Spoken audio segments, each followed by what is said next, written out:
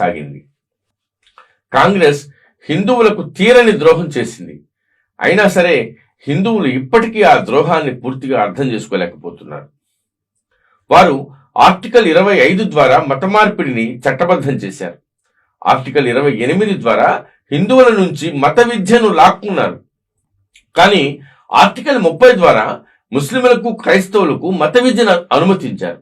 1951 హెచ్ఆర్సిఈ చట్టం ద్వారా అన్ని దేవాలయాల సొమ్ములను ఆస్తులను హిందువుల నుంచి తమ అధీనంలోకి లాక్కున్నారు. వారు హిందువులలో బహుభార్యత్వాన్ని రద్దు చేశారు. హిందూ కోడ్ బిల్లు ప్రకారం విడాకుల చట్టం, వరకట్న చట్టం తీసుకొచ్చి దాని ద్వారా హిందూ కుటుంబాలను విచ్ఛిన్నం చేశారు. కానీ ముస్లిం వ్యక్తిగత చట్టాలను మాత్రం తాకలేదు. బహుభార్యత్వాన్ని అనుమతించారు. తద్వారా ముస్లింలు తమ జనాభాను విచ్చలవిడిగా పెంచుకుంటూ పోతున్నారు. 1954లో ముస్లిం అబ్బాయిలు హిందూ అమ్మాయిలను సులభంగా పెళ్లి చేసుకునేందుకు వీలుగా ప్రత్యేక వివాహ చట్టాన్ని తీసుకొచ్చారు. 1975లో ఇందిరాగాంధీ, అదేనండి ఇప్పుడు బ్రిటన్లో కూర్చొని భారత్లో ప్రజాస్వామ్యం ప్రమాదంలో పడింది, మీరందరూ వచ్చి మా దేశంలో ప్రజాస్వామ్యాన్ని రక్షించండి అంటూ దొంగేడుపులు ఏడుస్తున్న ది గ్రేట్ రాహుల్ గాంధీ నానమ్మ ఇందిరాగాంధీ దేశంలో ఎమర్జెన్సీ విధించి ప్రజాస్వామ్యాన్ని సమాధి చేశారు. పాపం ఆయనకు ఆ చరిత్ర తెలుసో లేదో విదేశీయులు అందించే నిధులతో విదేశీ వేదికలపై విదేశీయులు ఏర్పాటు చేసిన సమావేశాల్లో కూర్చుని ఈ విదేశీ ఇటలీ సంతతి బిడ్డ రాహుల్ గాంధీ దిక్కుమాలిన స్టేట్మెంట్లు ఇస్తున్నాడు.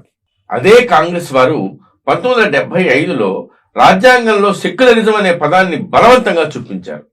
భారతదేశాన్ని బలవంతంగా సెక్యులర్గా మార్చారు. కాంగ్రెస్ అక్కడితో ఆగలేదు. 1991లో వారు మైనారిటీ కమిషన్ చట్టాన్ని తీసుకొచ్చి ముస్లింలను మైనారిటీలుగా ప్రకటించారు.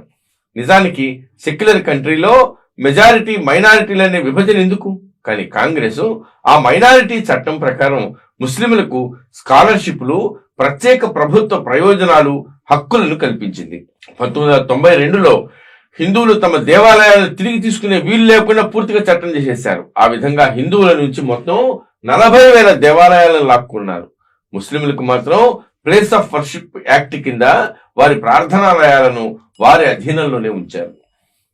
1995లో కాంగ్రెస్ హిందువుల పట్ల అతి పెద్ద దుర్మార్గానికి పాల్పడింది. వక్ఫ్ చట్టం ద్వారా ముస్లింలు ఏ భూమినైనా క్లెయిమ్ చేసుకునే హక్కును కల్పించింది. ఆ వక్ఫ్ చట్టం ప్రకారం వక్ఫ్ బోర్డు దేశంలో ఏ భూమినైనా లాక్కోవచ్చు. ఆ చట్టం కారణంగానే ఇప్పుడు దేశంలో ముస్లింలు భారతదేశంలో 2వ అతిపెద్ద భూ యజమానులుగా ఉన్నారన్న సంగతి మీకు తెలుసా? 2007లో కాంగ్రెస్ వారు సుప్రీంకోర్టుకు సమర్పించిన రామసేతు అఫిడవిట్ లో శ్రీరాముని ఉనికిని తిరస్కరించారు. రాముడు ఉన్నాడనడానికి ఎలాంటి సాక్ష్యాలు లేవు. రాముడు కేవలం హిందువులు పూజించే ఒకానొక దేవుడు మాత్రమేనని పేర్కొంటూ అప్పటి కాంగ్రెస్ ప్రభుత్వం సుప్రీంకోర్టులో అఫిడవిట్ సమర్పించింది. 2009లో కాషాయ టెర్రరిజం అనే పదాన్ని ఉపయోగించడం ద్వారా కాంగ్రెస్ హిందూ మతానికి ఉగ్రవాదాన్ని ఆపాదించింది. ఈ ఘట్టం కాంగ్రెస్ హిందుత్వంపై దశాబ్దాలుగా చేస్తున్న మత యుద్ధంలో అత్యంత కీలకమైన, తీవ్రమైన, ప్రమాదకరమైన ఘట్టం. అదే కాంగ్రెస్ తమ 136 ఏళ్ల చరిత్రలో ఎప్పుడు ఏనాడు ఇస్లామిక్ టెర్రరిజం అనే పదాన్ని ఉపయోగించలేదు. చూడండి, మొదటి నుంచి కూడా కాంగ్రెస్ నెమ్మదిగా, చాకచక్యంగా హిందువులను బలహీనపరుస్తూనే ఉంది. వారు హిందువుల హక్కులను ఒక్కొక్కటిగా తొలగిస్తూ వచ్చారు. ఇప్పుడు హిందువులు పూర్తిగా తన అస్తిత్వాన్ని కోల్పోయారు. కానీ ఈ విషయం హిందువుల్లో చాలా మందికి తెలీదు. హిందువులకు వారి గుడులపై అధికారం లేదు. హిందువులకు మత విద్య లేదు. వారి భూమి వారికి శాశ్వతం కాదు.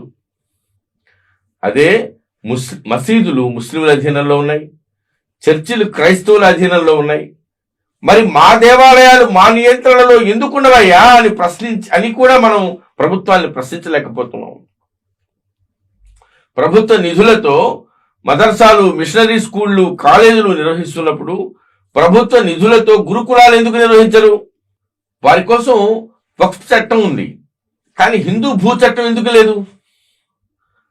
ముస్లిం పర్సనల్ లా బోర్డు ఉంది, కానీ హిందూ పర్సనల్ లా బోర్డు ఎందుకు లేదు? భారత్ సెక్యులర్ దేశం అని మీరే చెప్తున్నారు కదా, మరి మెజారిటీ మైనారిటీ అనే విభజన ఎందుకు ఉంది? పాఠశాలల్లో రామాయణ మహాభారతాలను ఎందుకు బోధించరు? ఔరంగజేబు హిందూ మతాన్ని నాశనం చేయడానికి కత్తిని ఉపయోగించాడు. కానీ కాంగ్రెస్ మాత్రం హిందూ మతాన్ని నాశనం చేయడానికి రాజ్యాంగాన్ని, చట్టాలను, బిల్లులను ఉపయోగించింది. కత్తి విఫలమైన చోట కాంగ్రెస్ పనిచేసింది గుర్తుపెట్టుకోండి. ఎవరైనా సరే ఈ ప్రశ్నను అడగడానికి ప్రయత్నిస్తే వాళ్ళు వెంటనే కాషాయ ఉగ్రవాది అయిపోతారు. రాజకీయ నాయకులు ఎవరైనా ఈ తప్పులను సరిదిద్దేందుకు ప్రయత్నిస్తే వాళ్ళు ప్రజాస్వామ్యాన్ని నిర్వీర్యం చేస్తున్నారంటారు. శక్తివంతమైన రోమన్ సామ్రాజ్యము, మతము పతనం కావడానికి కేవలం 80 సంవత్సరాలు మాత్రమే పట్టిందని గుర్తుపెట్టుకోండి. రోమన్ నాగరికత పతనం గురించి ప్రతి హిందువు తప్పక చదవాలి. రోమనులను ఏ బాహ్య శక్తి ఓడించలేదు. వారు క్రిస్టియన్ మత ప్రాబల్యానికి లోనైన తమ సొంత పాలకుడు కాన్స్టాంటైన్ కారణంగానే పతనమైపోయారు గుర్తుపెట్టుకోండి. హిందువులారా, భారతదేశంలో హిందుత్వం, హిందువులు అంతమైన నాడు ఈ దేశం ఒక్క క్షణం కూడా భారతదేశంగా మనుగడ సాగించలేదు. ఈ దేశం యొక్క చరిత్ర, నాగరికత, సంస్కృతి, దేవాలయాలు మొత్తం పూర్తిగా కాలగర్భంలో కలిసిపోతాయి. జాగో హిందూ జాగో. భారత్ మాతాకి